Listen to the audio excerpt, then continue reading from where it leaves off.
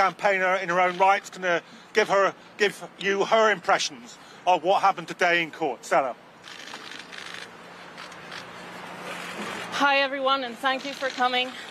I want to emphasize that the High Court accepted all the medical evidence and the conclusions of the magistrate that if Julian is extradited and placed under extreme conditions of isolation, it will drive him to take his own life, that extradition is oppressive. Yet the High Court decided against Julian on this occasion on the basis of political assurances, non-assurances, that the US has given to the UK government. I say non-assurances. Amnesty International says non-assurances. Amnesty International has analysed these assurances and have said that they are inherently unreliable. They incorporate the possibility of breaking those assurances in their very wording. Today, it's been almost a year since I stood outside court with our victory of the blocking of the extradition. For the past year, and the past year, 2 years and a half, Julian has remained in Belmarsh prison, and in fact, he has been detained since the 7th of December 2010 in one form or another, 11 years. For how long can this go on?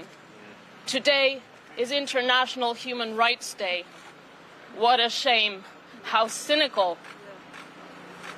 To have this decision on this day, to have one of the foremost publisher, journalist of the past 50 years in a UK prison, accused of publishing the truth about war crimes, about CIA kill teams. And in fact, every time we have a hearing, we know more about the abusive nature, the criminal nature of this case. Julian exposed the crimes of CIA torturers, of CIA killers, and now we know that those CIA killers were planning to kill him too. How can this court, how can these courts approve an extradition request under these conditions? How can they accept an extradition to the country that plotted to kill Julian, that plotted to kill a publisher because of what he published? This goes to the fundamentals of press freedom and of democracy.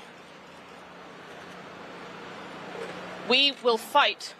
Every generation has an epic fight to fight, and this is ours, because Julian represents the fundamentals of what it means to live in a free society, of what it means to have press freedom, of what it means for journalists to do their jobs without being afraid of spending the rest of their lives in prison. The UK imprisons journalists. They're imprisoning Julian on behalf of a foreign power which is taking an abusive, vindictive prosecution against a journalist, and this is what it's about. I urge everyone to come together and fight for Julian. Julian represents all our liberties and all our rights. Thank you. Well said, son.